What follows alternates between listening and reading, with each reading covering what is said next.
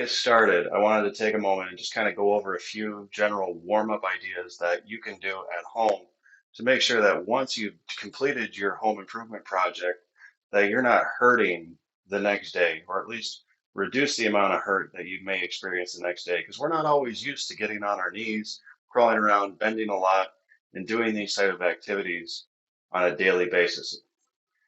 One of the first things that is going to be required for a job such as caulking a tub is being able to be down on your hands and knees, supporting your own body weight, and bending over quite a bit.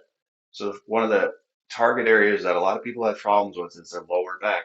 Get the low back warmed up. It's not always about bending forward, but instead try bending backwards a few times. 5, 10 times, nice and easy, bending the back backwards, getting it used to that kind of motion so that when you start moving, it's ready to go. Side to side is another core function of the back. When you get down low and you start reaching and pulling, you're going to want that back motion. The other thing you're going to experience is putting a lot of weight on your arms. So you want to get used to doing that kind of weight. We have a sink here that's going to serve really well for getting the shoulder blades moving. And I want you to round the back out and sink back in. Get those shoulder blades to wrap around the front of the body, push that away, round the back, come in. Now, of course, you could do this kind of exercise on the floor, but we're in a bathroom. It may not be the best idea to get down on the floor right away in your bathroom.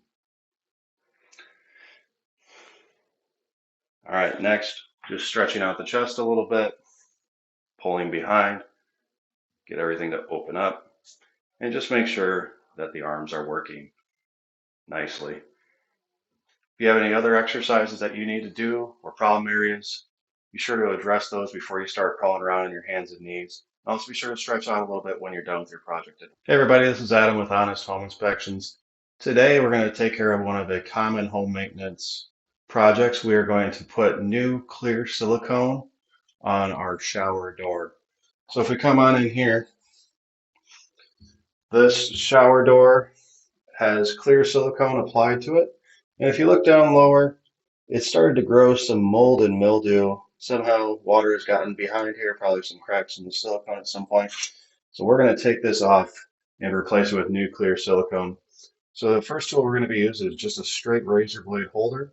With this razor blade holder, it's really simple to get behind the clear silicone and pull it away from the tile. And we can do this on both sides, against the door, as well as the tile side. And once we get it loose, we can use some other form of sharp implement. I'm using a painter's tool because it has a nice hook edge here, and I can get behind there and really pull that off. And once we get it all prepped, we're going to clean it out really well with some antifungal, antimicrobial cleaner. I do want to take note also that I laid down this beautiful Pokemon towel to cover up the drain to make sure none of my sealant is going down the drain, and it just makes the cleanup a lot easier in the end. All right, so we've removed all of the clear silicone from the shower surround using the razor blade and the painter's tool. I then went back with this Miracle Heavy Cleaner that I picked up at Menards because it's supposed to be able to take away the silicone on the granite as well as on the metal. Next, what we're going to do is we're going to tape off the area that we're going to be sealing. So now everything is sealed and clean, we are going to tape off our area, leaving about an 1/8 inch between the metal that we're trying to seal off and the edge of the tape. And so what this will do, we'll go all the way down the door, but what this will do is create a nice clean line for our silicone once we put it on. Now that we have the shower surround cleaned, we got our tape applied for a nice clean line, we're going to use kitchen and bath clear silicone caulk that is also mold and mildew resistant. First thing we're going to do is use the spout cutter to take the tip off of this guy. We got our towel down to make sure that spout cutter doesn't go down the drain. Okay, and this one is sealed, so we got the top off. We're actually going to twist this guy off and just use a knife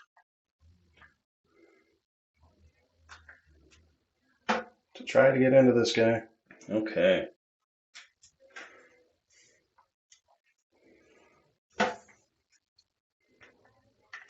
Put that back in.